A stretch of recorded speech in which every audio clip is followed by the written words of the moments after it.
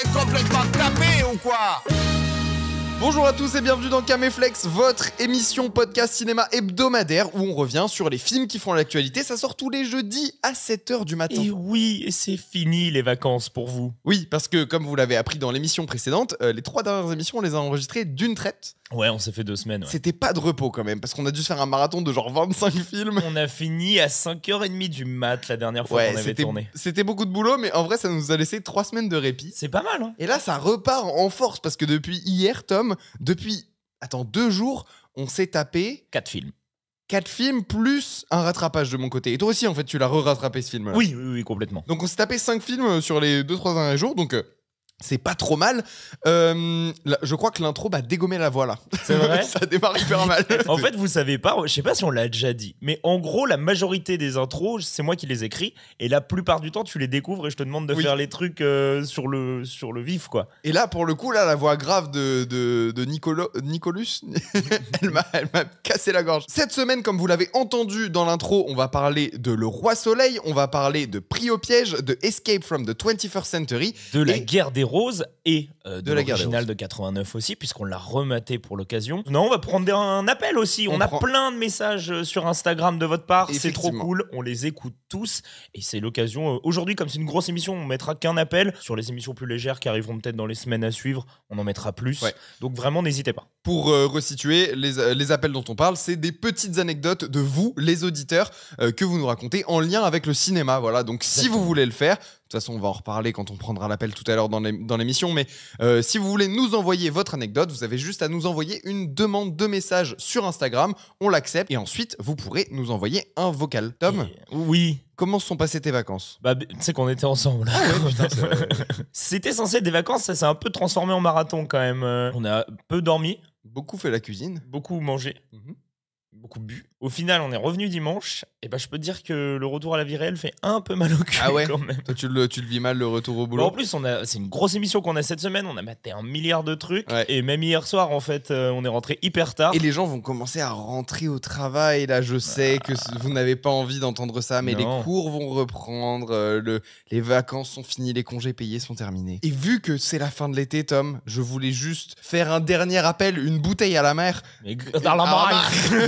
Bah, Spotify, on est largement à plus de 100 notes, donc on a grave gagné le challenge qu'on s'était mis il y a quelques émissions. Apple Podcast aussi, on a pris plein de notes. Merci à toutes les personnes qui mettent des notes et qui mettent aussi des petits commentaires, parce que sur Apple Podcast, on peut laisser un petit avis et il y a des trucs trop mignons, trop gentils. Merci à tous. Mais nous ne sommes qu'à 55 notes sur Apple Podcast, donc nous n'avons pas passé le cap des 100 notes. C'est la dernière ligne droite, vraiment. Faites-nous grimper. Mais d'ailleurs, on n'a pas fait encore, mais on voulait vous remercier parce que cet été, on a lancé les TikTok, on a fait en sorte de mettre aussi les podcasts sur YouTube, filmés quasiment dans leur intégralité, puisqu'il n'y a pas les intros. Il n'y a pas les intros sur YouTube. En podcast que vous avez nos intros. Et vous êtes de plus en plus nombreux à nous suivre. De plus en plus nombreux et avec plein de messages hyper gentils. Vous nous suivez. Merci 1000 fois d'être avec nous on est très content de faire partie de votre quotidien en fait. Et on vous prépare plein de trucs cool pour la suite là. Dont on parlera pas. Mais la semaine prochaine, on pourra aussi parler peut-être de nos projets de cette année en dehors de Caméflex et tout ça, parce qu'il y a des trucs qui arrivent et pour toi et pour moi. Exactement. Donc on prendra le temps peut-être la semaine prochaine de discuter un petit peu plus de tout ça. Ouais, moi je bosse sur des vidéos et il y en a quelques-unes qui devraient sortir dans les semaines qui viennent. Hier soir, Nico, on est allé voir en avant-première Le Roi Soleil. Ouais, avec l'équipe du film, c'était très sympa. Juste avant qu'on parle, en rentrant, on est rentré tard, je me suis écouté sur Spotify la BO. C'était quoi comme BO que j'ai écouté ? La BO de Sinners. Je me suis refait la BO de Sinners. Je voulais me refaire un avis sur la BO. Et je me suis posé une question. Quels sont les BO les plus streamés sur Spotify, mais les BO de films? Je peux faire des guesses déjà maintenant? Et j'ai le top 10 mondial des bandes originales de films, donc c'est pas limité au score et ça inclut aussi les chansons populaires au sein de la BO, basé sur les écoutes cumulées sur Spotify, donc album complet. Ok, j'ai plusieurs guesses. En 10e position, c'est un film récent. Spider-Verse. Non, il est top 1. Il est top 1. Il est top 1. Je dis pas. Ok. Non, il est pas top 1. Ok. Il y a La Fièvre du samedi soir. Non. Footloose. Non, 10e, je t'ai dit, un film récent. Ça a fait très parler de lui il y a 2 ans, 3 ans. Et c'était en... C'est pas 50 nuances de Grey? Le film est sorti en même temps qu'un autre gros film à succès. Et ils ont été en opposé. Ouais. Il y a eu un petit phénomène. Ah, Oppenheimer, Barbie. C'était Barbie. Barbie, c'est 808 millions. Ouais, bah c'est presque autant que l'épisode de la semaine dernière de notre podcast. Mais... Mais arrêtons de bosser à côté si c'est vrai. Les gros mythos. En 9e position, on est à 888 millions d'écoutes. C'est un film culte pour toute une génération, sorti dans les années 90. Pas La fièvre du samedi. Arrête. Le Roi Lion. Non. C'est un Disney aussi. Je te le dis tout de suite, par contre, La fièvre du samedi soir, elle est pas dedans. Ah ouais? Là, on parle de BO, on parle pas de musique unique. C'est un film des années 90, une comédie musicale. Film d'action ultra culte. Bodyguard. Non, mieux. Fait par 2 sœurs. Matrix. Matrix. La BO de Matrix est 9ème. La BO de Matrix est 9ème. D'accord, ok. Je crois que je pourrais pas te citer une musique de Matrix de tête. Même le thème, je crois que je l'ai pas. Mais si. C'est quoi le thème de Matrix? C'est hyper dur à faire, c'est vraiment des synthés, des trucs, des machins électroniques.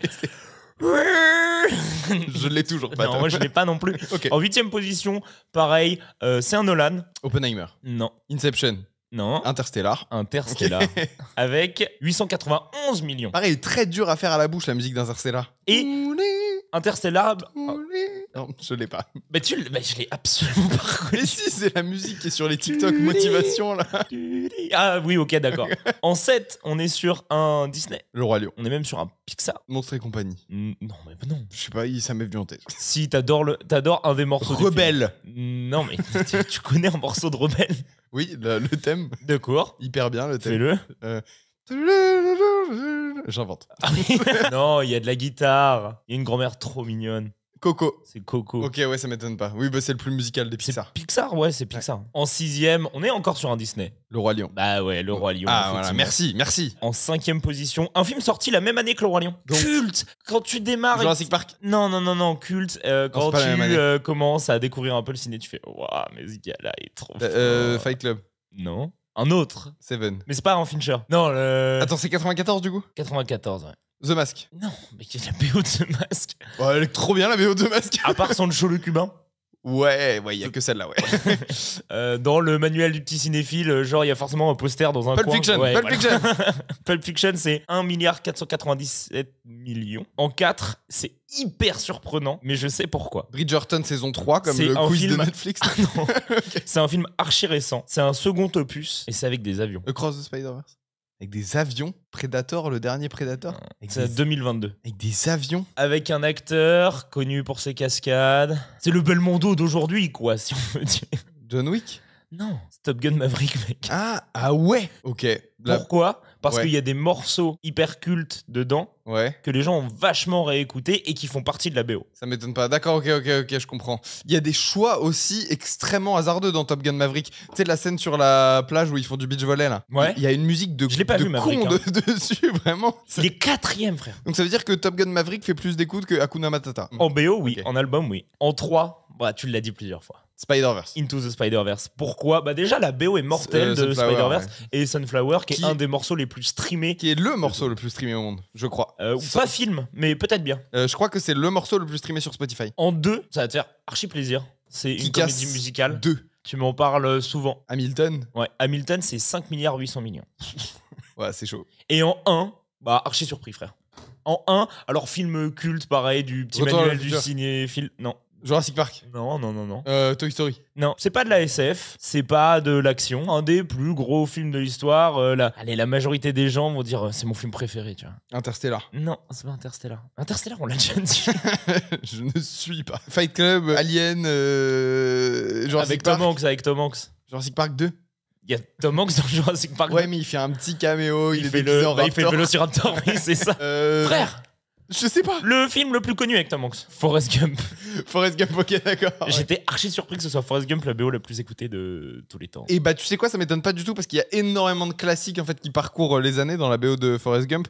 Mais genre t'as Raindrops Keep Falling on My Head, oui. Fortunate Son, il y a plein de morceaux hyper connus dedans. Et après je me suis, je sais pas si on le fera une prochaine fois ou quoi, je me suis posé la question des 10 morceaux les plus chasamés de films. Oh, c'est cool. Prochaine émission, on fait ça direct. Ok, très bien. Et bah c'était un petit quiz parfaitement sympathique pour se mettre en jambe, ça, Tom. De ouf. Mais il est l'heure de parler des films, de parler des... C'est une grosse émission. Ouais, il y a 4 films, et 4 films tous très très différents. Là, pour le coup, il y a rien qui se ressemble. Ce qui va être intéressant, c'est qu'on a beaucoup de choses à te dire. Alors, pas sur tous les films, mais il y a du très très bon. Il y a du un peu moins bon.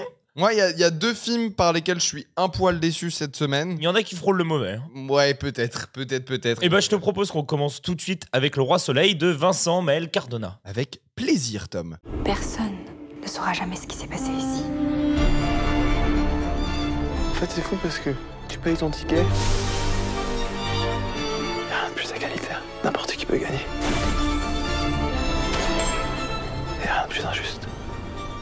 Le Roi Soleil, c'est quoi, Tom? Ça raconte quoi? C'est quoi le pitch? Eh ben, c'est l'histoire d'un PMU avec plein de gens dedans et il va y avoir un gros problème puisque il va y avoir un ticket de loto gagnant de 294 millions. Je crois que c'est ça. Je crois que c'est 294 millions. Ouais, 294 et millions. un mort. Et un mort. On va pas spoiler. C'est pour ça que ça va être un peu compliqué de parler du film aussi parce qu'il y a plein de petits rebondissements. C'est en huis clos, dans un PMU, il y a un mort, un ticket de loto, qui va le remporter. On n'en dit pas plus. Et c'est un film que moi j'attendais pas mal. En gros, il a été présenté en séance de minuit à Cannes. J'avais mes places et je me suis pas réveillé, je crois.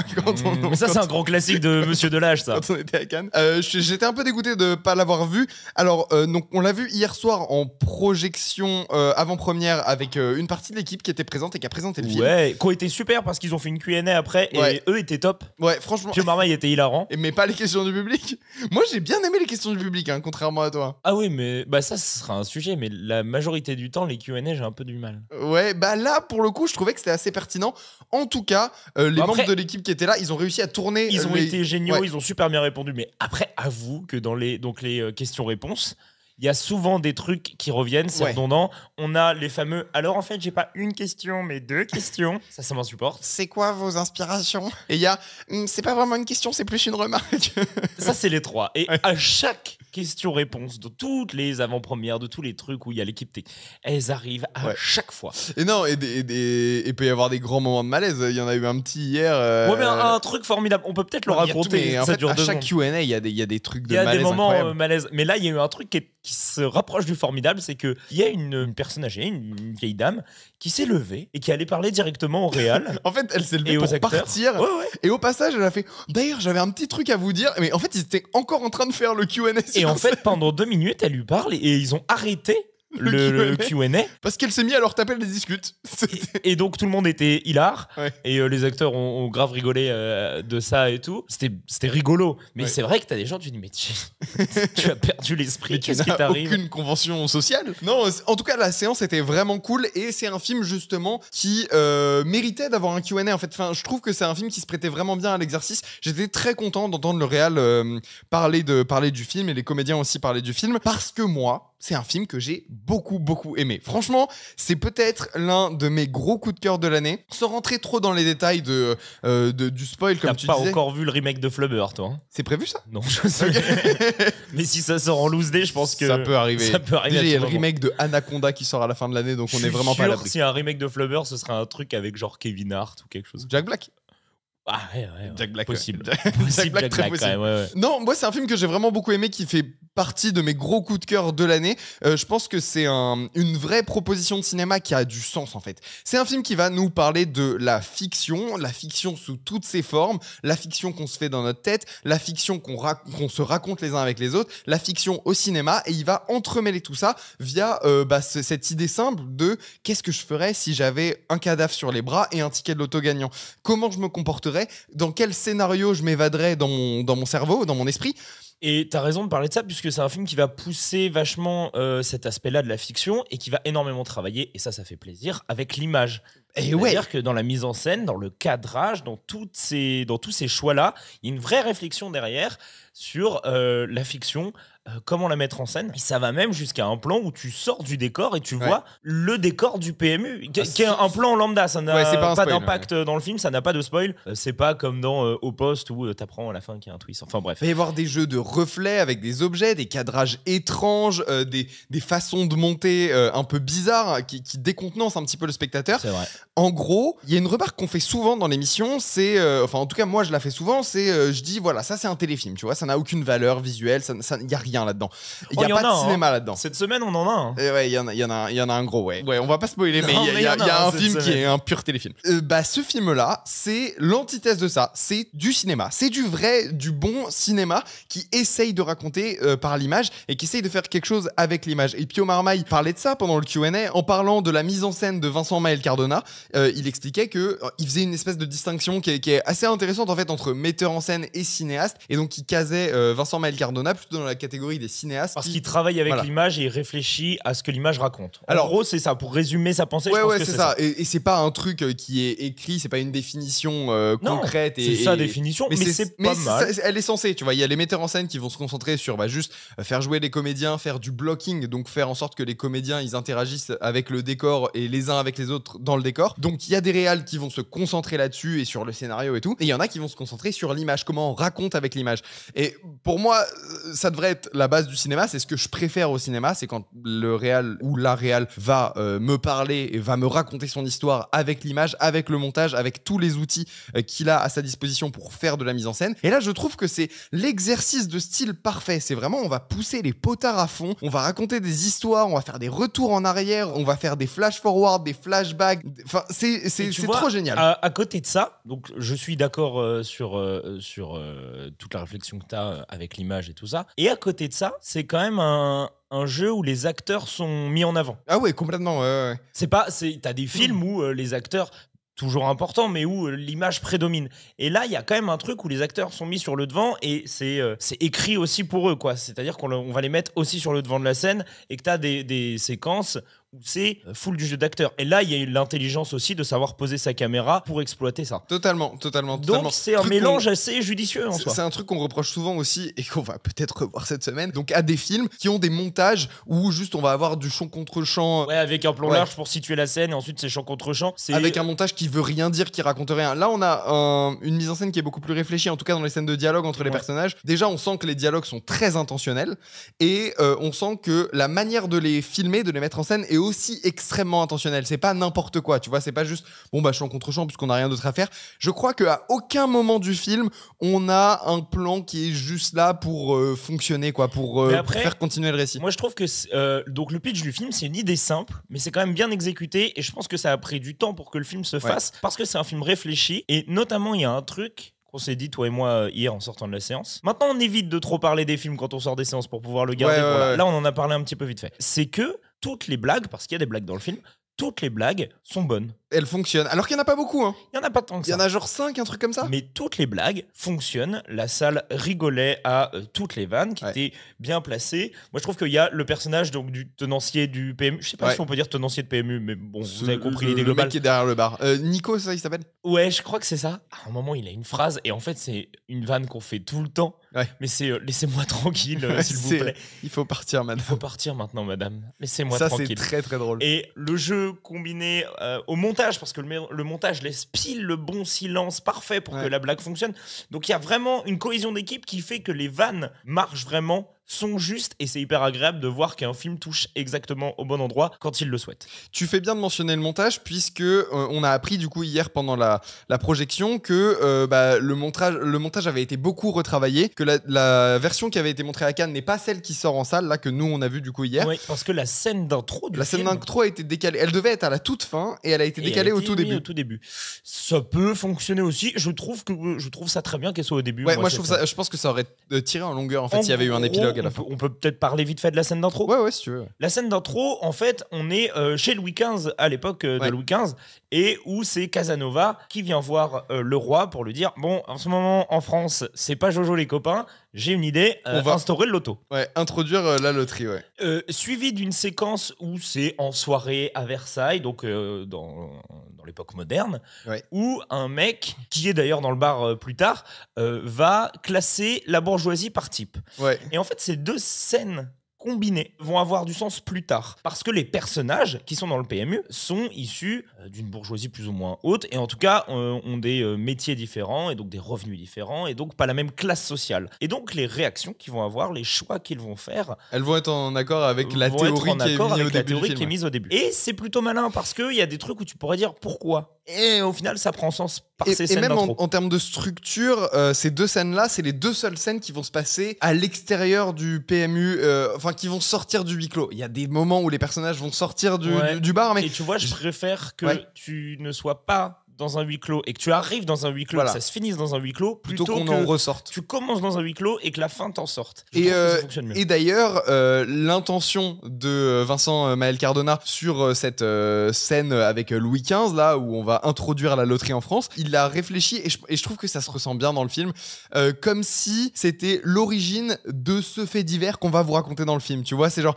voilà comment cette décision d'introduire la loterie en France a mené à cette histoire complètement rocambolesque. Voilà l'élément déclencheur en fait et sa conclusion face à elle. Plusieurs centaines d'années après, mais voilà ce que ça a donné. Je trouve vraiment que le film est fascinant sur tous ces aspects, qu'il est très très bien travaillé et c'est là moi où je voulais terminer, j'ai une aversion un petit peu pour le cinéma de Quentin Dupieux. On en a vachement parlé sur l'accident de piano. L'accident de piano, voilà, ça a vraiment pas été ma tasse de thé. Et l'un des reproches que je fais à Quentin Dupieux... Il y en a pas beaucoup qui sont ta tasse de thé. Ouais, dans Quentin Dupieux, il y en a pas beaucoup qui sont vraiment ma tasse de thé. Dans les films de Quentin Dupieux qui sont ma tasse de thé, il y a Yannick. Mais globalement, ce que je reproche à son cinéma, c'est d'être pas assez travaillé en fait. C'est que c'est un petit peu bâclé. C'est voilà, des idées qui parfois peuvent être assez malignes, comme cette idée de prise en otage d'une pièce de théâtre dans Yannick, que j'aime, que je trouve ok, je trouve le film ok, mais qui est pas travaillé. Pour moi, Yannick, ça raconte rien sur l'art, ça raconte rien sur le théâtre,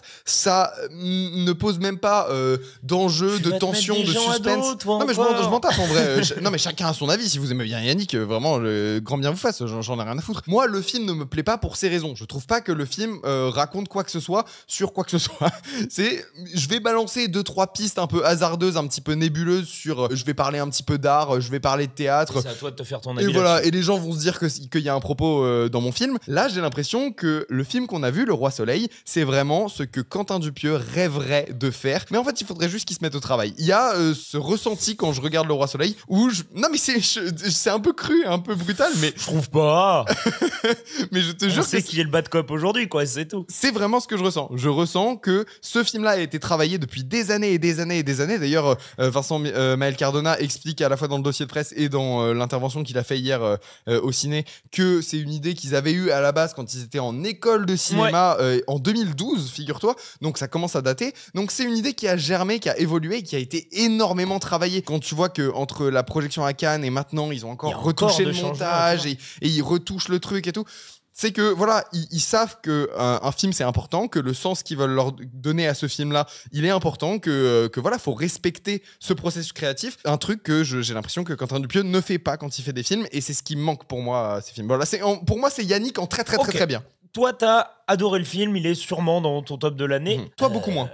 Non, j'aime bien le film. Attention, j'aime bien le film. Voilà, pour les gens, je vais te dire un truc. Ça ne veut pas dire que j'ai pas aimé le film. Ok. C'est un avis, il vaut ce qu'il vaut. Le film est bon, mais je trouve que, alors pour un souci de démarcation au montage, le montage va faire des trucs gratuits. Alors, c'est pas tant le montage que j'incrimine que l'écriture aussi. Ouais, le storytelling, ouais. Je trouve qu'il y a des trucs gratuits dans le film qui sont pas nécessaires. Notamment les micro-flashbacks. Pas les flashbacks, les micro-flashbacks qu'il va avoir au sein du film pour restituer l'action du point de vue d'une autre personne 3 secondes avant qu'elle ait lieu, mais pas par les yeux du même personnage. Je trouve que ça rallonge un peu le récit et qu'en fait, c'était déjà très clair. Il n'y avait pas lieu à comprendre plus. Et j'ai un peu peur que ce soit un tout petit peu des rajouts pour se dire... J'ai peur que les gens ne comprennent pas et donc je vais rajouter. Et en fait, je suis là à dire, mec, fais confiance à ta mise en scène. Je suis d'accord avec toi. Je trouve que ça marchait très bien sans l'avoir. Et en fait, tu prolonges un peu la narration, le récit, et ça peut être un tout petit peu plus lourd. Et t'enlèverais ça, ce serait pas déconnant. Il y a un moment où on va nous expliquer comment les personnages sont sortis en bas.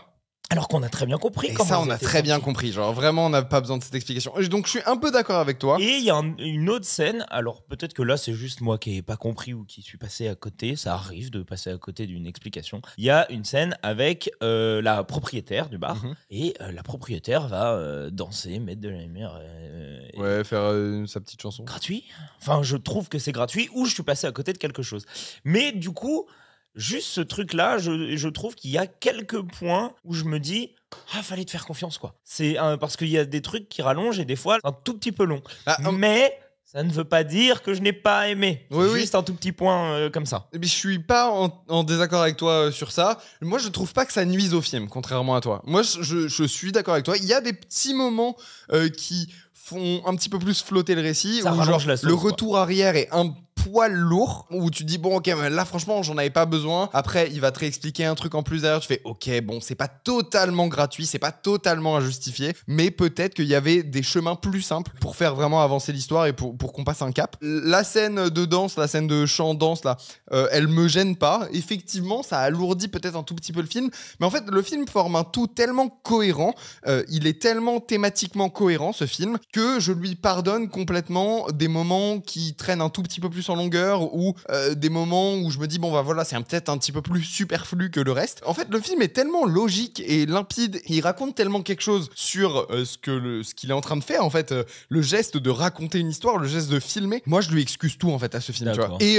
truc classique, mais formellement le film est magnifique, la photographie est hyper belle, c'est trop beau, les décors sont incroyables, tout c'est que du studio, enfin c'est quasiment que du studio, ça passe trop bien, c'est trop beau, il y a une vraie ambiance dans ce bar, c'est à la fois poisseux et convivial. Enfin, je trouve que l'atmosphère du bar tabac a été parfaitement retranscrite, et l'ensemble des comédiens et comédiennes s'en sortent à merveille, les dialogues sont justes. Bref, je trouve que toutes ces réussites effacent complètement les moments du film sur lesquels je m'ennuie un tout petit peu plus. Enfin, j'utilise le terme ennuyé avec des gros guillemets, parce qu'en vrai, je me fais pas chier moi devant le film. Mais voilà, je suis d'accord avec toi, mais en vrai, je passe l'éponge sur ses défauts. Ok. Mais en tout cas, voilà, on a plutôt apprécié le film, voire beaucoup. Et très hâte de voir la suite de Vincent Maël Cardona. Et je pense que je vais très rapidement rattraper son premier film, Les Magnétiques, que j'avais complètement loupé. Vraiment, j'en avais jamais entendu parler, et le pitch est intéressant. Ça se passe dans les années 80 avec des ados qui lancent leur propre radio pirate, donc ça m'intéresse. Qu'est-ce qu'on a appris, Tom, avec Le Roi Soleil? Ah si, j'en avais une bien. Ouais. J'en avais noté une bien, bouge pas. Et qu'il n'y a pas que l'alcool qui tue dans les PMU. Et oui. Nico, ce matin, il a fallu splitter en deux pour pouvoir couvrir toute l'actualité cinéma. Oui. Moi, je suis allé voir Les Roses dans un premier temps, et après, j'ai dû aller travailler. Et je n'ai pas pu aller voir Pris au piège, que toi, tu es allé voir ce matin. Pris au piège, Caught Stealing. De Darren Aronofsky. Oui. Qui t'a fait ça? La pistola. Soit j'obtiens ce que je veux, soit mon pistolet parle pour moi. Les types avec qui tu t'es embrouillé, c'est des psychopathes. Je suis au courant de rien. Tu m'as explosé la tête, pauvre connard! Dans quelle merde tu m'as fourré, putain! Sony, c'est la deuxième fois que vous nous sortez un film en l'espace de quelques semaines avec 2 titres, un en français et un en anglais. Ça commence à bien faire. Je fais évidemment référence à Substitution Bring Her Back. Et là, à Pris au piège, Caught Stealing. Désolé, t'es tout seul à pouvoir en parler. Moi, ça m'emmerde parce que j'avais bien envie de le voir parce qu'il y avait Matt Smith dedans. Toi, t'aimes bien Darren Aronofsky? Je l'ai dit avec une voix très aiguë. T'aimes bien Darren Aronofsky? Il y a à boire et à manger, je trouve. Moi, je suis pas hyper fan, pour être honnête. Je trouve qu'il y a des trucs qui sont très cool. Après, son obsession, voilà, de temps en temps, écarte-temps un petit peu pour faire d'autres choses. Bah, Noé, pour moi, c'est vraiment sa grosse purge. Mais en règle générale, il y a aucun de ces films qui m'a vraiment totalement séduit. Black Swan ou Requiem for a Dream, c'est pas des films... Après, il n'y a pas de navet non plus. Il n'y a pas de navet, mais je crois pas que ce soit un cinéma qui me parle énormément. Par contre... Pris au piège, ça parle de quoi? Pris au piège, c'est une descente aux enfers d'un mec qui se retrouve coincé au milieu d'une affaire qui le dépasse complètement, avec des mafieux, avec du sang, de la violence, de l'argent, dans un New York des années 90, hyper urbain, hyper tu sais à quoi moi, ça me greedy. faisait penser un peu en tout cas dans la bande-annonce. Ouais.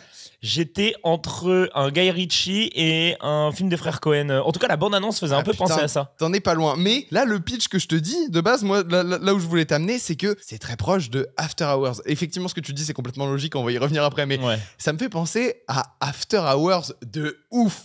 Donc, normalement, c'est vrai. C'est un film que je devrais adorer, Tom. Oui, bah parce que After Hours, c'est peut-être ton Scorsese préféré. Ouais, je crois que c'est mon Scorsese préféré. Ouais. C'est vraiment un film que je porte dans mon cœur. Et moi, j'adore les films qui vont de plus en plus mal, tu sais, où c'est une espèce de descente aux enfers, où on est en plus dans une descente aux enfers urbaine. Ça, c'est mon genre préféré. Tu vois, j'en bouffe à tous les repas, ça. Ce serait un bon hors-série, c'est-à-dire tu prends un réalisateur et toi et moi on est en désaccord sur ce qu'on considère être son meilleur film. Ouais, ça pourrait être cool. Si vous avez des idées, d'ailleurs, n'hésitez pas à nous les mettre en commentaire si vous regardez sur YouTube ou sur Spotify, puisque je le rappelle, il y a aussi les commentaires dispo sur Spotify. D'ailleurs, sur Insta, vous avez voté et le prochain hors-série, on le tourne bientôt et du coup, ce sera sur, on va pas tout spoiler, mais sur Jim Carrey. Voilà, pour faire court et simple, ce sera sur Jim Carrey. Mais ce sera un point pas trop abordé. Un peu, mais ça va. Et donc, Moi, je vois ça, je fais putain, c'est du After Hours, c'est du After Hours dans un vrai New York. Je vais y revenir dans 3 secondes, mais New York a une énorme importance dans le film. Et je ne me fais pas des films en disant que ça me fait penser à After Hours, puisqu'il y a une scène qui est un hommage vraiment direct à After Hours, qui est les chiottes qui débordent. Il y a des chiottes qui débordent dans le film. Okay. Alors on pourrait se dire comme ça que ça n'a rien à voir, mais il y a aussi Griffin Dunne dans un petit rôle. Griffin Dunne qui est le personnage principal de After Hours, enfin qui joue le rôle principal de After Hours. Ce n'est pas un hasard. Et ensuite, évidemment, quand tu vas suivre des interviews de Darren Aronofsky sur le sujet, il fait « Ah oui, c'est une de mes plus grosses inspirations pour le film. » Donc, effectivement, c'est After Hours. Sauf que c'est pas mon style de After Hours. Je m'explique. Caught Stealing, ou Pris au piège en français, est un film qui veut vraiment être très cool, très stylé, très sexy, très violent. Et genre, ça se sent. Mais donc quand je dis Guy Ritchie, il y a un peu de ça. C'est totalement Guy Ritchie. Mec. C'est vraiment du pur Guy Ritchie. En fait, ça se ressent vraiment beaucoup à la fin du film, où on va avoir tous ces mafieux qui vont commencer à se tirer dans les pattes, va y avoir des gunfights de partout, ce mec-là qui se retrouve au milieu de toutes ces affaires, qui va réussir à résoudre tous les problèmes en les faisant tous se tuer les uns les autres. C'est du pur Guy Ritchie, à la fois dans le dialogue, puisque c'est très drôle, et il y a beaucoup de blagues, et ça va très vite, c'est très rythmé, mais aussi dans la forme, dans le montage, qui est très dynamique. Ça fait énormément penser à Guy Ritchie. Donc pour moi, l'inspiration After Hours, on peut vraiment la mettre de côté, et on peut se concentrer sur des trucs plus effectivement comme les frères Coen ou comme Ritchie, ce qui est pas une espèce d'enchevêtrement de situations qui vont se retrouver à mêler à une action finale. Et tu sais aussi pourquoi ça me fait penser à Guy Ritchie, parce que je trouve au global que c'est un film qui est très inconséquent, qui est très anecdotique déjà. T'aimes pas Guy Ritchie ? Et je trouve en tout cas que ces films se regardent un petit peu comme des petites fictions sympas, comme des romans de gare un peu. Arrête, il y a des trucs trop bien dans ce qu'il a fait. Je crois que le dernier en date que j'ai vu, ça devait être The Gentleman, et c'est sympathique. Non mais Snatch, c'est mortel Snatch. J'ai pas vu Snatch. C'est vrai? J'ai pas vu Snatch. Arnaque crime botanique. Arnaque crime botanique, c'est sympa, mais ça reste des films que moi je trouve quand même assez inconséquents. Il y a un truc de voilà, j'ai vu ça, je passe à autre chose. Ça, t'as vraiment pas vu ça J'ai pas vu son Snatch. Film quoi. Ouais, non, j'ai pas vu son film phare. Et trop bien. Et j'en ai vu 5 ou 6 je pense des Guy Ritchie au total. Ouais, déjà t'as mis pas vu Sherlock Holmes dans le lot. Non, alors peut-être un petit peu plus que 5 ou 6, j'ai dû en voir 8 environ. Et tu vois, je trouve, en tout cas, par exemple, dans The Gentleman, il y a une inconséquence totale. C'est genre, je regarde ça, mais en fait, c'est très anecdotique, ça me raconte absolument rien sur le monde. C'est juste un enchevêtrement de situations rigolotes avec un scénario qui est monté de manière un peu ludique et sympathique, des gros mots et des blagues et des gunfights. C'est genre, voilà, c'est cool, c'est un dimanche soir sympathique, mais je ne ressors pas grandi de cette expérience. Et Pris au piège, même si c'est un film de Aronofsky, et Aronofsky, il a cette réputation et quand même cette image de réalisateur qui fait des films importants, des films où il va raconter des grandes choses sur la vie, tu vois, où il va... Et son dernier, c'était... The Whale, voilà, Pris au piège, c'est son premier film depuis The Whale. Le retour de Brendan Fraser. Et je trouve que là, on est vraiment sur un truc assez mineur, même si j'aime pas le terme, parce que quand on parle de... Tu vois, After Hours a souvent été considéré comme un film mineur de Scorsese, par exemple, donc c'est pas très sympa comme terme, mais là, c'est un peu l'effet que ça me fait. Je ne vois pas l'intérêt qu'on me raconte cette histoire. Mais moi, il y a une question que j'avais, c'est, en tout cas, le film est vendu comme... Alors, même pas tant comme un Aronofsky, mais... où il s'essaye à autre chose. Est-ce que pour le coup, ça marche? Est-ce que c'est vraiment quelque chose de différent? Alors, c'est exactement ça. Je trouve qu'il y a des belles réussites. Effectivement, c'est un truc complètement différent dans le style, dans le montage, dans la rapidité d'exécution, dans les dialogues, dans ce que tu reçois en tant que spectateur en termes de divertissement. Tu vois, c'est un film qui va te choper par le col et pendant 1h30 qui va te garder. Et ça fonctionnouille. L'un des gros problèmes que j'ai quand même avec sa structure, c'est qu'il n'y a pas d'élément déclencheur. Ça, c'est quand même un petit peu bâtard au niveau rythme et structure. On pourrait argumenter que l'élément déclencheur, j'ai même pas fait le pitch du film, mais en gros, c'est un mec qui doit s'occuper du chat de son voisin et qui se retrouve embourbé dans une affaire de mafieux parce que y a un MacGuffin. Un MacGuffin, pour les auditeurs qui ne savent pas de quoi je parle, c'est un objet que tous les personnages vont devoir retrouver, mais qui est un prétexte scénaristique qui veut rien dire. Généralement, c'est de l'argent, c'est une clé, c'est un objet. Tout le monde doit retrouver ce truc-là pour que le scénario avance. Et là, c'est exactement ça. C'est je garde le chat du voisin, il y a un MacGuffin qui apparaît dans l'histoire et il y a des bandits qui qui veulent ma peau. En gros, c'est ça l'histoire. Et il n'y a pas vraiment d'élément déclencheur. On pourrait argumenter que donc c'est le moment où le chat arrive, enfin, ou le moment où il doit s'occuper du chat, mais c'est pas montré d'une manière à vraiment faire démarrer le récit à ce moment-là. Le récit démarre de manière très lente. C'est genre, on passe la première, ensuite la seconde, ensuite la troisième, et ça s'accélère petit à petit, mais il n'y a pas de moment T où tu te dis, voilà, c'est là que ça démarre, c'est là que les problèmes arrivent. Ok. Je te parlais donc du rythme du film et de plusieurs qualités plastiques. Hein. La photographie est très belle. D'ailleurs, au début du film, il y a le logo de Sony qui apparaît à l'écran, et je vois un grain qui me fait tiquer, et que j'ai déjà vu cette année au cinéma.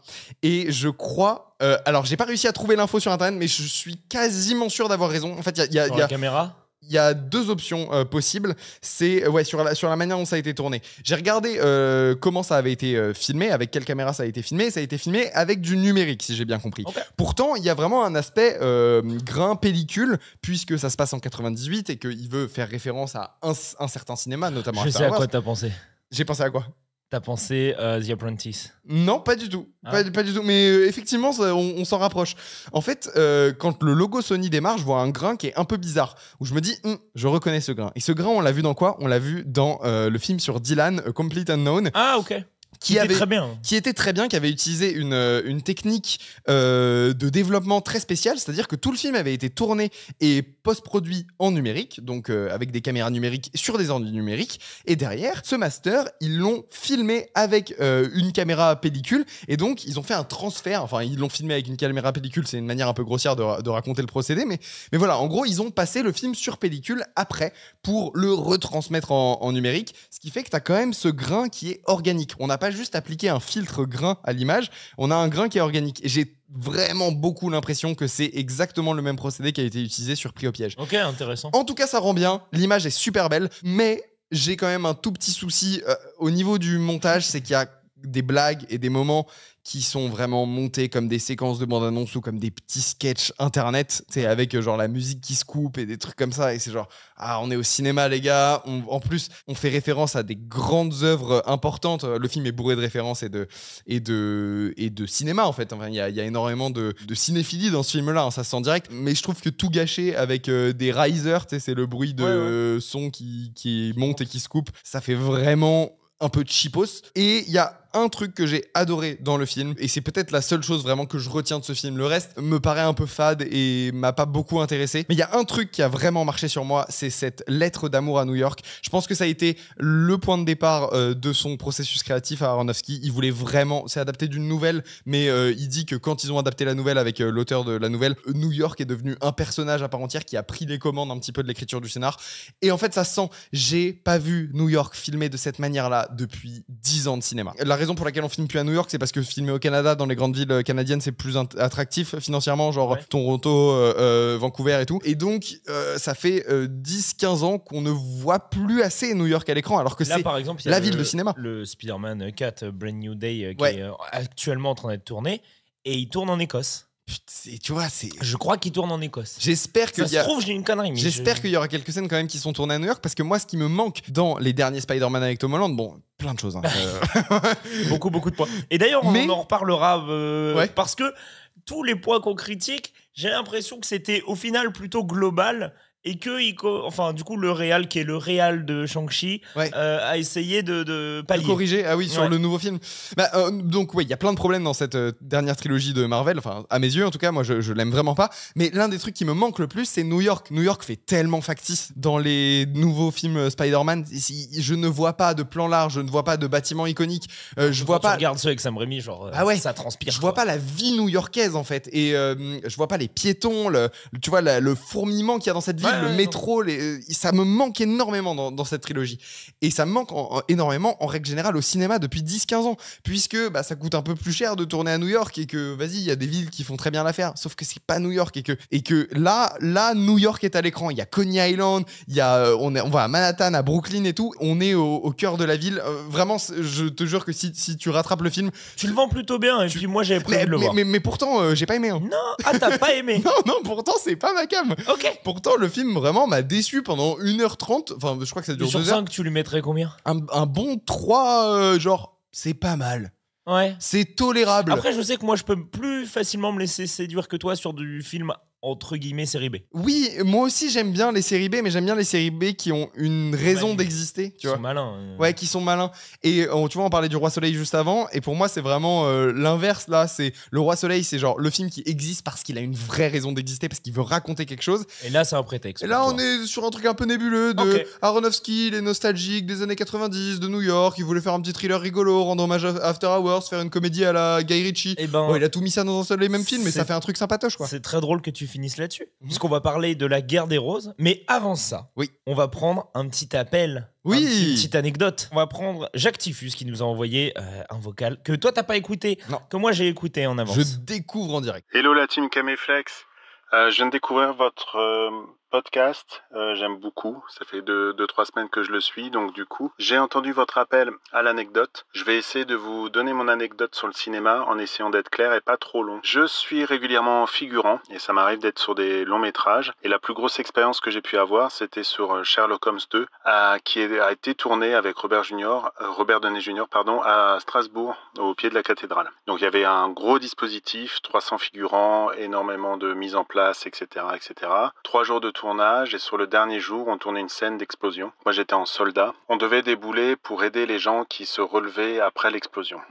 Donc, on était à l'autre bout de la place de la cathédrale et en fait, le temps d'arriver, ça prenait quand même un peu de temps. Donc, il y a toute la préparation qui se fait, l'explosion qui se fait et on nous demande de courir et d'aller sauver les gens à se relever. Donc on le fait, et au bout d'un moment on entend stop, cut, et en fait le réalisateur Guy Ritchie qui explose de rire, et on s'aperçoit qu'en fait un des soldats figurants avec moi relève une mauvaise personne, et en fait a relevé un des acteurs principaux. Donc Guy Ritchie, mort de rire, se dit mais les gars vous êtes trop drôles, vous m'avez fait une super blague, et en fait c'était pas du tout le cas. Guy Ritchie pensait que l'équipe française avait fait une blague et en fait non, c'était le figurant qui était pas bien briefé qui a relevé en effet il était bourré.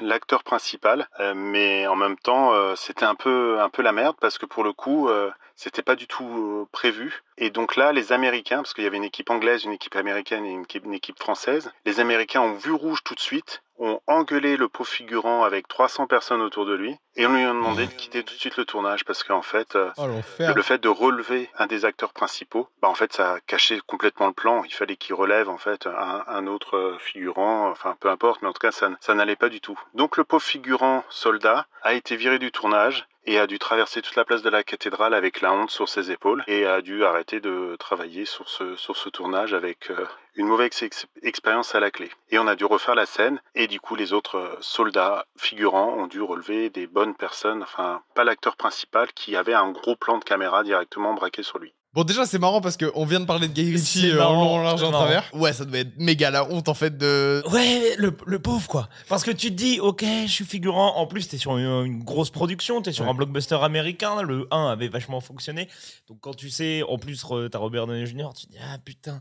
Et je pense que dans ce genre de briefing, j'imagine qu'ils sont nombreux. S'il y en a un qui capte pas tout ou... par le stress qui vient toper le gars et qui fait pas. Il fait coûter de l'argent à tout le monde. Mais aussi. Mais c'est les secondes les plus longues de ta vie, par contre, après. Ouais. Mais faut aussi savoir que aux États-Unis, il y a une gestion des figurants et des petits rôles, des silhouettes parlantes, qui est vraiment très différente que sur les tournages français, puisqu'il y a tout un délire de syndicat où en fait le réal ne peut pas s'adresser aux figurants et tout, et c'est vraiment un gros bordel cette manière de gérer. Les réals français qui partent faire des films aux États-Unis, généralement ne comprennent pas trop l'ambiance sur les tournages à cause de ça, parce que c'est vachement plus fragmenté aux États-Unis. Genre, toi en tant que réal, tu dois t'adresser à quelqu'un qui va, lui, s'adresser aux figurants. Tu peux pas t'adresser aux figurants directement.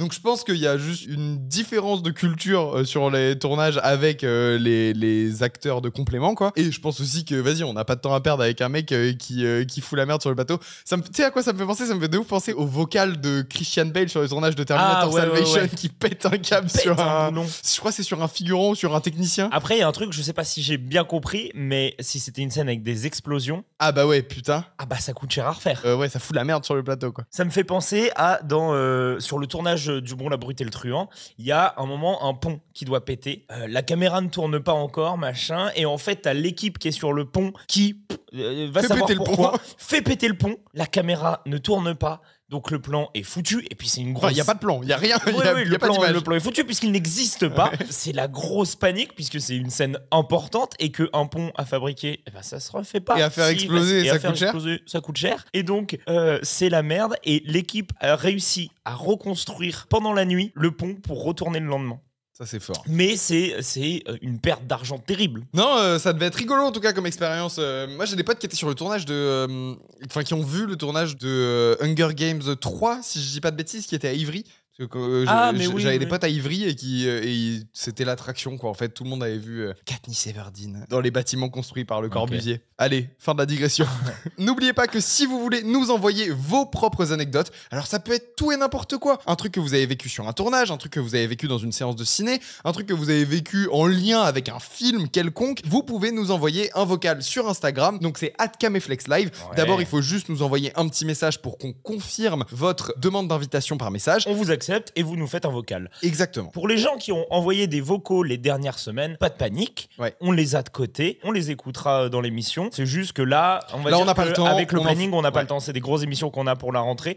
Mais dès qu'on a du temps, on se fera une batterie même de 3-4. Donc, envoyez-nous des trucs. Nicolas, on va passer au gros morceau de la semaine. Parce qu'on va parler de La Guerre des Roses. De Jay Roach. T'es vraiment nul, y a pas à dire. Il a été viré. Quoi ? Ça sent la tempête. Tout va bien. Le chien du voisin a chié dans la buanderie, les enfants ont des poux et mon œil gauche me démange. Un verre de champagne, s'il vous plaît. Si t'as besoin d'une épaule ou d'une cuisse accueillante... Quoi ? Je plaisante. Mais avant, on va revenir très rapidement sur La Guerre des Roses de 89 de Danny DeVito. Oui. Parce qu'il faut savoir que La Guerre des Roses de 2025 ou The Roses en... Ouais, en anglais, il s'appelle pas The War of the Roses, le remake. Enfin, le remake, la nouvelle adaptation. Voilà. Il s'appelle The Roses, juste. Voilà. Et donc, La Guerre des Roses de 89, qui est adapté du roman du même nom de Warren Adler, qui avait été publié en 81, 8 ans plus tôt. De quoi ça parle ? C'est une comédie noire sur un couple qui se déchire et qui se sépare en se faisant les pire crasse possible. Tout ça ponctué par des interventions de leur avocat interprété par Danny DeVito. Le film est cool. L'original. Le film est très bien. Le film est très bien. Moi, je trouve que il joue vachement avec l'espace, il joue vachement avec le cadrage, les valeurs de plan pour montrer leur relation. Donc, ça raconte avec l'image. En fait, quand tu regardes le film, il y a une mise en scène qui est très intentionnelle qui correspond exactement avec le ton du film. Je trouve que l'humour noir se ressent dans la mise en scène. C'est raconté avec l'image. C'est du cinéma. Et on sent aussi que c'est Danny DeVito, parce qu'on pourrait se dire, bon, Danny DeVito, à la base, il est acteur, il est un peu comique, mais c'est secondaire réalisateur dans sa carrière quand même, parce qu'il a pas fait tant de films que ça. Il a fait quand même des films populaires, puisqu'il a réalisé Mathilda aussi. Il a réalisé Mathilda, il a fait 6 ou 7 films, et pourtant... Je trouve qu'il a une vraie patte d'auteur, en fait, ce Danny DeVito. En fait, on sent que c'est Danny DeVito quand on regarde le film, mais seconde 1, quoi. Il y a un truc qui est... Il y a une esthétique qui lui est propre et qu'il utilise, et je trouve que c'est un bon réalisateur, Danny DeVito. C'est un réalisateur qui fait les choses de manière intéressante et où on sent vraiment sa personnalité dans ses films. Mais tu vois, même moi, je trouve que dans le film, il y a énormément de plans larges qui permettent aux personnages ensuite d'évoluer dans la scène. Donc, c'est-à-dire qu'il y a des intentions de mise en scène, avec des cadrages très précis, où là, pour le coup, les comédiens, ça montre leur relation à travers un plan. Et à côté de ça, il a l'intelligence sur certaines scènes de laisser de l'espace avec des plans larges pour que les acteurs puissent interagir plus facilement et proposer quelque chose par leur jeu d'acteur. C'est quelque chose dont on parlait tout à l'heure sur Le Roi Soleil, c'est-à-dire l'intelligence d'avoir et de faire le juste milieu entre ta mise en scène et la liberté que tu offres à tes acteurs et à leurs propositions, quoi. Pour parler un petit peu de photographie, moi je voudrais quand même saluer le travail du chef-op, qui est Stéphane Ashbrom, qui est pas un inconnu, puisque c'est le chef-op qui est un grand collaborateur de Palma. Il a fait Snake Eyes, il a fait Carlitos Way. Comment ça en français ? L'Impasse. L'Impasse, qui est le meilleur de Palma à mes yeux. Carlitos Way. Putain, moi j'aime beaucoup bien Carlitos Way. En fait... aparté sur Carlitos Way. Carlitos Way, c'est un film qui spoil la mort de son personnage principal seconde 1. On voit la scène, on voit le décor, on voit le lieu, et donc il te spoil la fin du film, et quand ça arrive dans le film, t'as oublié la scène d'intro. Tu fais, mais putain, mais c'est vrai, j'avais vu ça au début, comment ça a pu m'échapper avec le train. C'est incroyable, j'adore ce film. Pour ce qui est des acteurs, là, encore une fois, il y a rien à dire. Moi, j'avais pas de doute sur le duo Michael Douglas, Kathleen Turner, parce que ils font des étincelles, les deux, ils sont mortels. Et ils jouent ensemble, pas pour rien. Ils les ont castés en fait, pour une raison précise. Ils avaient déjà partagé la vedette sur un film qui est sorti 5 ans plus tôt, à savoir À la poursuite du diamant vert, film de Zemeckis, qui a eu énormément de succès à sa sortie en salle. Où on retrouve aussi Danny DeVito. Ah, c'est drôle. Et je l'ai pas vu. Et le film a eu du succès, effectivement, puisqu'il a eu le droit à une suite qui est réalisée par Lewis Stig et qui s'appelle Le Diamant du Nil. Kathleen Turner, on a moins l'habitude de voir que Michael Douglas. Kathleen Turner, c'est quand même une actrice qui a une petite carrière, parce que vous vous souvenez peut-être d'elle aussi pour Jessica Rabbit. Ok, c'est drôle, c'est la voix de Jessica Rabbit. Et pour mes plus coquins, elle joue le père de Chandler dans Friends, qui est un personnage un peu important qui arrive de temps en temps, où elle joue le daron de Chandler. Ouais, bah ça c'est dans la série. Le film, c'est un succès commercial. Il a engrangé plus de 160 millions de dollars à l'international. C'est un beau score. Ouais, pour l'époque, c'est énorme. Moi, je trouve que le film est très cool. Et c'est un succès. En fait, je comprends pourquoi ils le ressortent aujourd'hui. Et moi, je l'ai vu dans la séance pourquoi ils sortent une nouvelle adaptation aujourd'hui. Et je l'ai vu dans la séance. C'est un film un peu générationnel qui a eu beaucoup de succès. Et pourtant un peu oublié. La génération précédente, la nôtre, est moins familière avec la guerre des roses. Mais la génération précédente a été marquée par la guerre des roses. Et en même temps, c'est un sujet qui est tellement universel. Juste le déchirement d'un couple, etc. N'importe qui regarde ça a des échos avec sa propre vie. C'est un film qui a été partagé par toute une génération. Et je pense que la génération qui précède la nôtre, il y a un truc aussi, c'est que c'est une génération qui a beaucoup divorcé. Ouais. Nous, on n'en est pas encore. C'est peut-être la première génération qui a autant divorcé. Et nous, on n'est pas encore à ce point-là, puisqu'on est peut-être trop jeune pour voir les divorces, et si on en aura autant, mais c'est aussi une génération qui a énormément divorcé. Donc le film parle énormément. Alors c'est une vraie comédie noire pour le coup. Et c'est jusqu'au boutiste dans sa proposition et tout ça.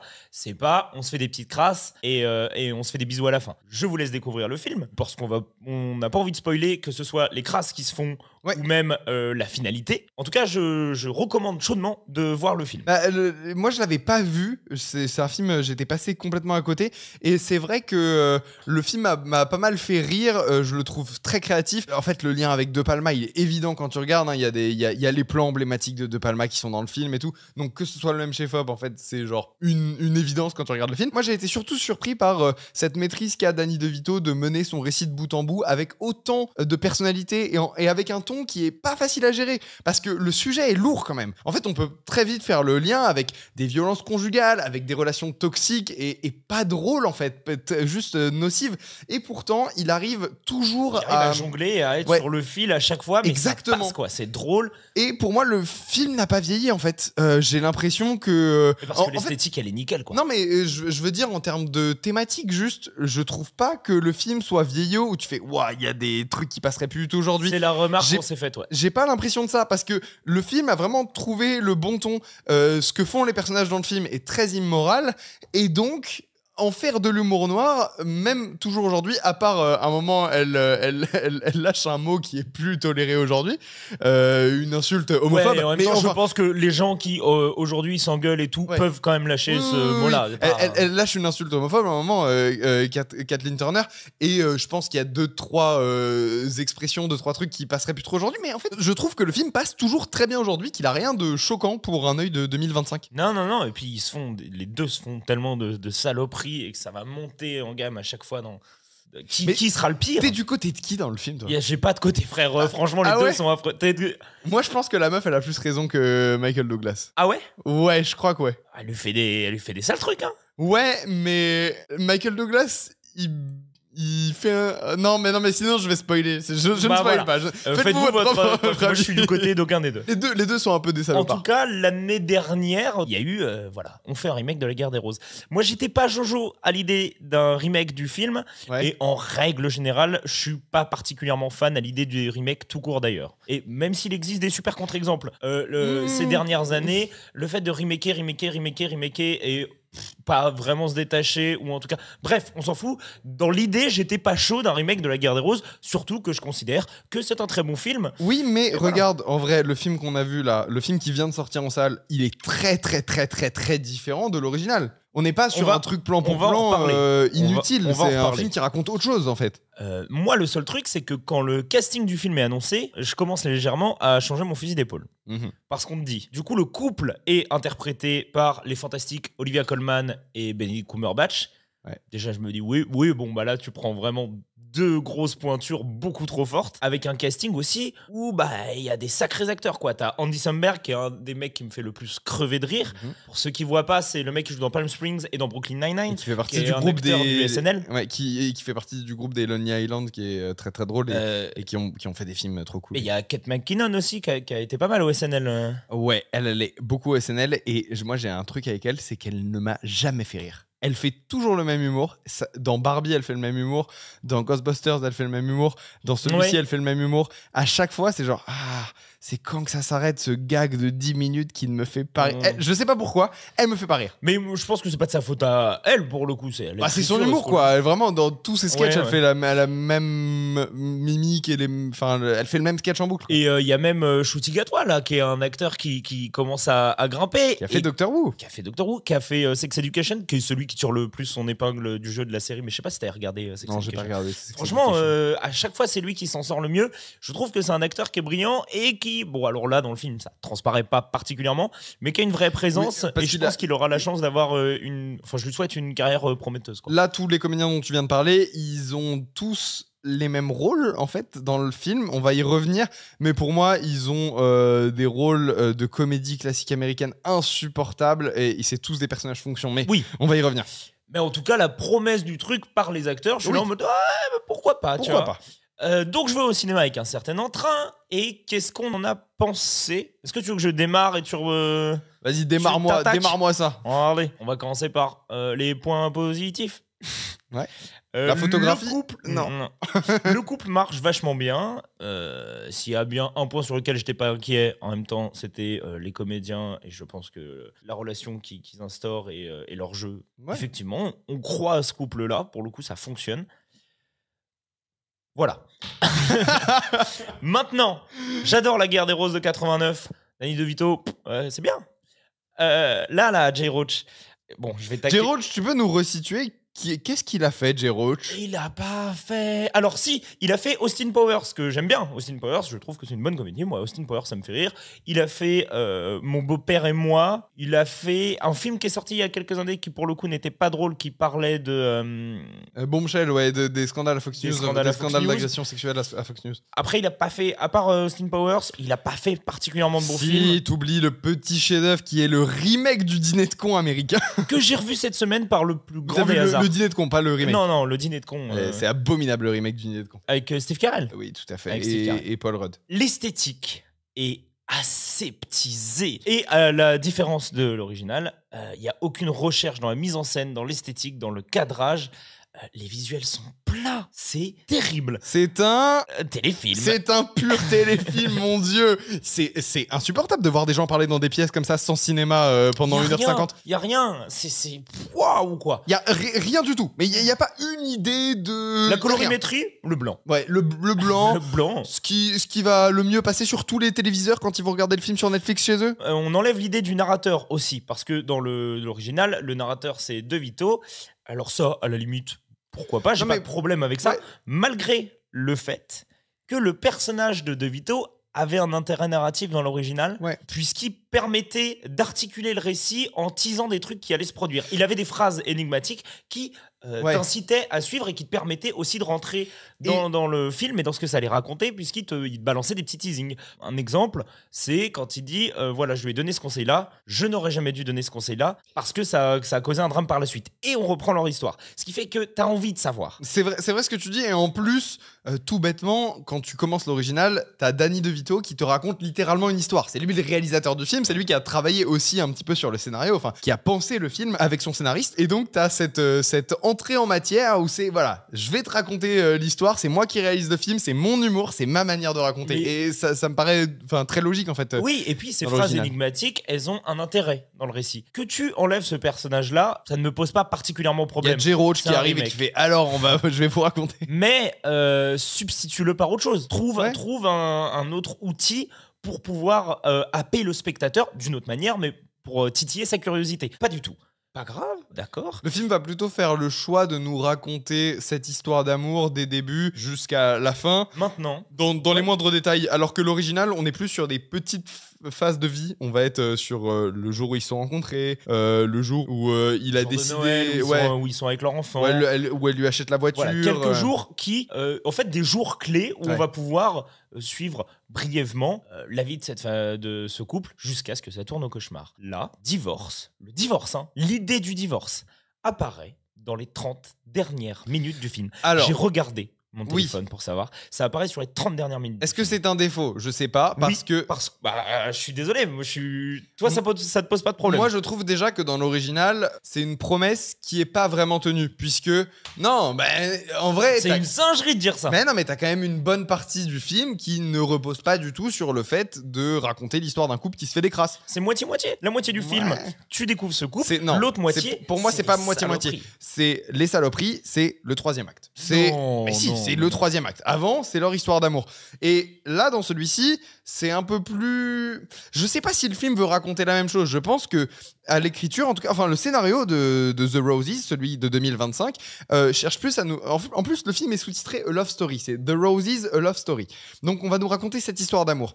Et je pense que le film veut vraiment nous montrer toutes les facettes de leur relation à ces deux personnages. Et je pense qu'au final, le truc de s'envoyer des fions et de se faire des saloperies, c'est plus la fin juste de cette relation, et c'est pas un élément majeur du film. En tout cas, sur le marketing, si. Parce moi, je vais revenir dessus parce que... Le marketing, on voit que les scènes où ils se font des saloperies dans la bande-annonce. Je suis d'accord avec toi, et c'est un des points que j'ai envie de relever après, parce que je trouve que ça, c'est un problème. Mais sous couvert d'une bonne idée, je trouve que c'est un problème. Je sais pas si c'est une bonne idée, mais c'est une autre approche. C'est une autre proposition. N'empêche que les crasses que le couple va se faire, c'est réduit grosso merdo à une suite de mini-scénettes au montage rythmé. Et ça, c'est de la grosse merde. Alors ça, pour le coup, il y aura une musique par-dessus qui dure 3 minutes, et c'est eux qui se balancent des petits... C'est un montage. C'est un pur montage. C'est comme un training montage. Exactement. Et dans l'original, justement, les crasses ne se font pas du tout de cette manière-là. Pas du tout. Dans le film de 89, très bien écrit. C'est une guerre domestique impitoyable, qui va crescendo avec de la stratégie, puisque on fait croire des choses à l'un, puis on ment sur ça, on garde des informations secrètes, puis on attaque, puis c'est crescendo, ça. C'est une guerre. Construit. C'est vraiment une guerre. C'est vraiment une guerre. Là, c'est réduit à des mini scénettes. Petite scénette de je mets des crabes dans ton bain. Un peu rigolo. J'ai fait cramer ton truc. C'est nul. Là, c'est vraiment la partie du film que je trouve nulle. Le reste, je trouve ça très très très moyen. Cette partie-là, je trouve on dirait juste qu'ils ont coché une case de la guerre des roses, il faut qu'ils se fassent des crasses. Et mettez-moi une séquence avec des trucs rigolos. C'est le centre du film, de base, dans l'original. Et c'est du coup, c'est en sortant de la salle. Donc, le film se finit, on ne racontera pas comment. Bien différemment du Oui, la fin n'est pas du tout la même. En sortant de la salle, je me suis dit un truc. C'est que pour moi, tu vas pas être d'accord. Je pense pas que tu vas être d'accord. Pour moi, c'est pas vraiment un remake de La Guerre des Roses. C'est une réadaptation de l'histoire, quoi. De l'histoire du bouquin. Il existe un tas de comédies où les couples se déchirent au bout d'un moment et se font des crasses, qui ne s'appellent pas La Guerre des Roses. Ouais, si, c'est La Guerre des Roses. Les rôles sont juste inversés. On te garde le rôle de l'homme et de la femme dans l'histoire ont juste été switchés. Il a été switché. Mais en soi, tu gardes le nom le nom de famille, l'idée qu'ils se font un petit peu des crasses, mais au final, dans ce film-là, pas plus que dans d'autres comédies qui parlent de situations de couple qui se déchirent. Tu gardes vite fait l'idée, parce que la femme dans l'original est traiteur, et là, elle est cuistot. Sinon, le mari n'a pas du tout le même travail ou quoi que ce soit. Lui est architecte dans l'original. Il est politicien. Non, il est avocat. Il est avocat. En soi, je trouve pas tellement que ce soit La Guerre des Roses. Ce qui fait que, en quoi La Guerre des Roses de 89 se démarquait, c'était par la noirceur et l'humour qui s'en dégageait. Ouais, là on dirait un peu une comédie classique hyper lambda. Moi je trouve pas que ce soit un problème ce que tu racontes. Moi le vrai truc qui me pose problème dans le film, c'est que c'est extrêmement plat, que c'est un film qui joue que sur son scénario, qui est pas trop mal écrit, hein. C'est pas aberrant, à part cette scène effectivement où ils se font des crasses à la fin, qui aurait juste mérité d'être jarté du script, et ça aurait fait un meilleur film. Enfin, c'est pas extrêmement problématique, mais genre tu me jartes cette mini séquence où ils se font des crasses qui ne sert pas et qui qui rend le truc un petit peu ridicule et juste un peu trop grossier et vulgaire. Je trouve que leur relation, elle est poussée quand même, hein, ça va loin, on les raconte, ces personnages, on raconte leur relation. Par contre, ce qui me pose souci, c'est la mise en scène. C'est complètement plat, c'est complètement vide, il se passe rien, et c'est encore une fois une énième comédie américaine qui ne se base sur rien d'autre que sur du pur dialogue, du chant contre chant, des gens qui parlent dans des pièces. Voilà. C'est interminable. Moi, si l'original a l'intelligence de prendre une comédie romantique qui va se transformer petit à petit en espèce de comédie horrifique, c'est pas le cas dans ce film-là, ce qui fait que du coup la substantifique moelle du truc, elle n'est pas là. C'est là où je veux en venir, c'est que pour moi le film, c'est terrible le terme que je vais employer, mais ça bande mou. Ouais. Ça bande mou et je me retrouve devant une énième comédie sympathique que j'aurais jugé bien différemment si ça avait pas été estampillé remake La Guerre des Roses. Le film a des qualités quand même, l'écriture des dialogues est assez maligne, mais... Ouais, non mais il y a des trucs qui marchent. Et le duo, effectivement, comme tu le disais en préambule, fonctionne. Mais le truc, je suis tellement pas convaincu, mon Dieu, je suis tellement pas convaincu. Mais le film essaye de pas coller bêtement à son prédécesseur, qui est une idée louable. Ils veulent explorer autrement la relation, ok, mais t'es obligé, si tu te mets l'étiquette remake et tout ça, t'es obligé de... Même si tu veux te détacher et que tu veux faire les choses autrement, très bien, moi je suis partant dans l'idée. Mais là, il n'y a rien. En fait, c'est aseptisé. Les comédiens sont très bons. Il y a des scènes qui marchent très bien. Leur relation fonctionne très bien. Mais ce n'est pas La Guerre des Roses. C'est un film, beaucoup plus mou et beaucoup plus insipide que le premier. Le film dure quasiment la même durée que l'original. Et pourtant, alors on va savoir pourquoi, ils ont rajouté plein de personnages. Au revoir l'avocat. Donc du coup, on a effectivement le personnage de Ncuti Gatwa, le personnage de Andy Samberg. Sauf que c'est des personnages fonction qui n'ont pas réellement de fonction. Ils n'ont pas vraiment d'intérêt. En fait, j'ai même pas l'impression que le film soit conscient de ce qu'il fait, mais c'est un trope de comédie romantique extrêmement cliché. Les potes du couple. Dans les comédies type Judd Apatow, etc. Mais enfin, tout type de comédie romantique hyper banale américaine, il y a toujours le pote du couple avec le mec qui boit une bière au barbecue et qui donne des conseils. C'est un énorme cliché du genre. Et c'est un truc qui n'existe pas dans l'original. Et donc, on dirait que à l'écriture, le film était peut-être... tu sens qu'il y a une patte Judd Apatow sur ça. Ouais, bien sûr. 40 en mode d'emploi, le truc avec... Qui est un film que j'aime bien, en vrai. Oui, il n'y a aucun problème avec ces tropes-là, Mais ça ressemble quand même vachement... ça se rapproche plus de ça La que Guerre du des film Roses de Vito, que de La Guerre des Roses. Et donc, ce trope-là, il a même été moqué dans le film Movie 43, un film à sketch avec plein de stars au casting.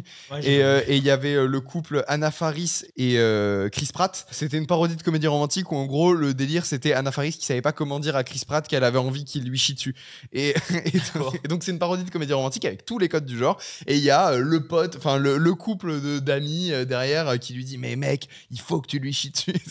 Et donc voilà, c'est exactement ce cliché de comédie romantique qui est repris là, alors que l'original n'avait pas ce cliché là. Pourquoi rajouter un cliché bidon avec des gars qui s'étirent en longueur? Je suis désolé, c'est ce dont je parlais tout à l'heure, mais moi il y a des gars qui me gaffent, quoi. Le couple de Andy Samberg, c'est lourd, quoi.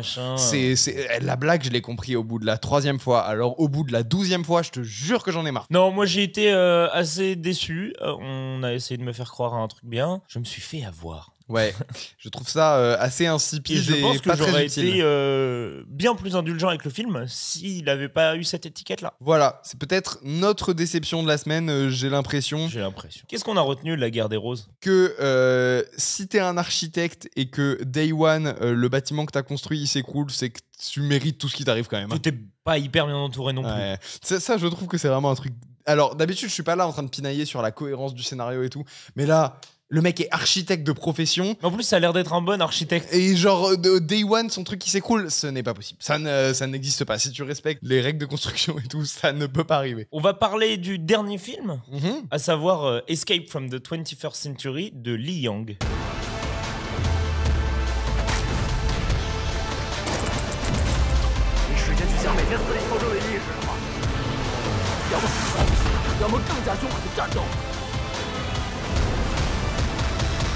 Escape from the 21st Century. Est-ce que j'essaye de faire un pitch? Ah bah alors là, bonne chance mon pote. Je te laisse y aller. Escape from the 21st Century, c'est un film chinois qui sort dans nos salles grâce à Sharip Distribution, un très jeune distributeur dont je salue le travail ici.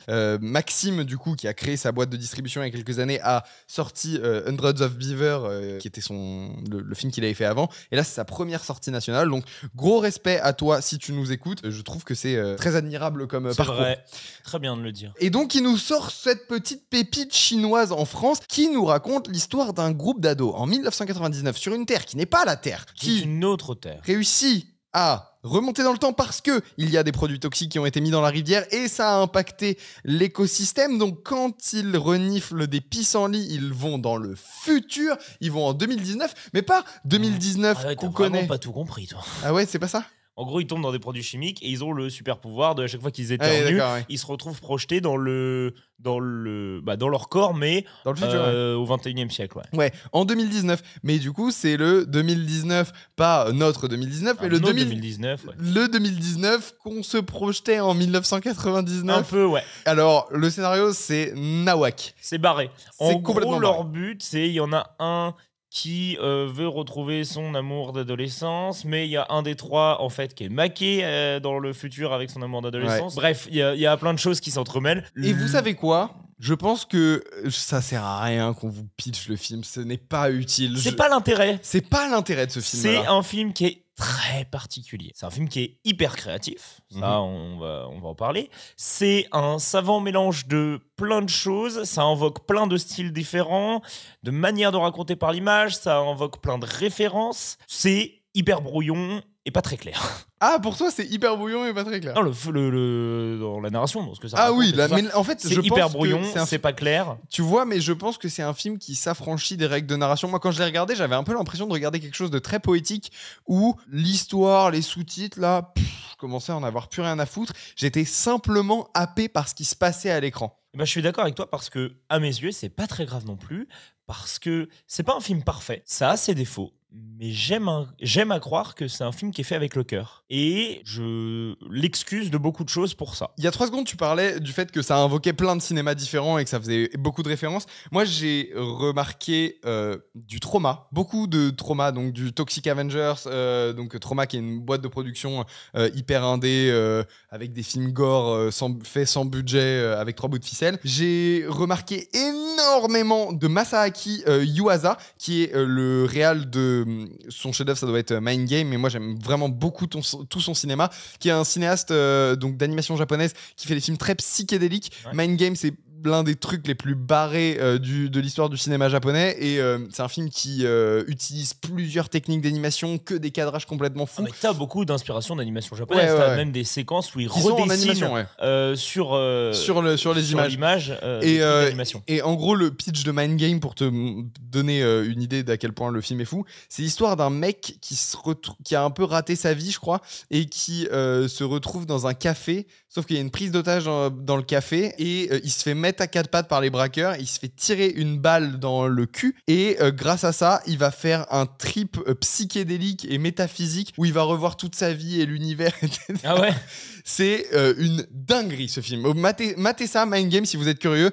Déjà, c'est très bien, c'est vraiment génial, et c'est l'un des trucs les plus barrés que vous ayez vu de votre vie. Non, c'est fait avec le cœur, il y a énormément de références. Et ça va rappeler à beaucoup de gens un film qui a eu beaucoup de succès récemment, qui est Everything Everywhere All at Once. Ouais, sur le côté barré, ouais. En fait, on ressent une même approche du cinéma entre Everything et Escape from the 21st Century. On ressent cette même idée de convoquer plein de codes, de mélanger plein de choses, de bombarder le cerveau du spectateur de plein de cinémas différents, d'idées de plans, d'idées de mise en scène, etc. différentes, pour raconter cette histoire, une espèce d'histoire d'émancipation, d'ode à la vie, au choix, à la liberté et à la nostalgie. Et je trouve que tout ça fonctionne dans un tout harmonieux et poétique. Ça m'a aussi fait penser pas mal à Sonotion, au cinéma de Sonotion. Bref, moi je suis un peu sur le cul quand je regarde ça, et je trouve que la manière dont le film, comme je l'ai dit il y a 3 secondes, la manière dont le film traite ses thèmes est super intéressante. Tout le truc nostalgique nostalgique sur la fin, tout le lien avec l'adolescence me parle et je le trouve assez mignon, même dans les choix de musique et tout que le film emploie à plusieurs moments. La BO est très variée. Bref, c'est une très belle surprise et je m'attendais pas du tout à voir un truc aussi taré, aussi fou quand j'ai démarré le film. Je conseille aux gens, c'est une bonne surprise si vous voulez le découvrir. Moi, je me suis fait une réflexion quand même en regardant le film. C'est dingue que ce petit film chinois qui doit avoir 600 fois moins de budget qu'un film Marvel ait 15 fois plus de scènes d'action qu'un film comme Les 4 Fantastiques, par exemple. Oui. Alors là, ça n'arrête pas. C'est généreux, hein, le film est généreux. C'est tellement généreux. Il y a très peu de scènes où il n'y a pas d'action, quoi. C'est genre l'équivalent d'une scène sur deux, c'est une course-poursuite de zinzin avec des flingues et des voitures. Et c'est vrai que quand tu vois ça, tu te dis, mais qu'est-ce que vous faites Hollywood, quoi? Qu'est-ce que vous branlez? Bougez-vous le cul. Montrez-nous des images de l'action, du divertissement de cette manière-là. Je pense que ça... Vous y gagnerez. Ouais, je pense que tout le monde y gagnera grandement. Qu'est-ce que t'as appris, Tom, de Escape from the 21st Century? Qu'est-ce que tu retiens? Oh, j'ai pas compris grand-chose. Hein. j'ai pas tout compris. J'ai pas tout compris. C'est déjà la fin de cette émission, Nicolas. C'était riche, c'était dense. Riche. N'hésitez pas à nous suivre sur TikTok, sur Instagram, @KameFlexLive. @KameFlexLive sur Insta, c'est pas mal parce que vous avez nos petites stories et tout. Et comme on l'a dit en début d'émission, si vous voulez voter pour les hors-séries, c'est là-bas que ça se passe. Ce sera en story, donc abonnez-vous pour ne pas louper ça. Ouais. Est-ce qu'il y a un truc que tu as envie, là, vite fait, de conseiller? Ce que je conseille aux gens, c'est de s'abonner sur les plateformes de podcast. Abonnez-vous. Si vous voulez pas louper les nouveaux épisodes, il y a un moyen simple et efficace, c'est de cliquer sur le petit bouton abonner. On n'y pense pas forcément quand on écoute des podcasts. Alors que... Et pourtant, ça nous envoie une petite notification dès qu'il y a un épisode qui sort. Donc sur Spotify, sur Deezer, sur Apple Podcast, vous avez sur toutes ces plateformes un bouton s'abonner. N'hésitez pas à cliquer dessus. Bon bah nous, on vous fait des bisous et puis on vous dit à la semaine prochaine. On a hâte. On a hâte. Vous êtes complètement tapés ou quoi?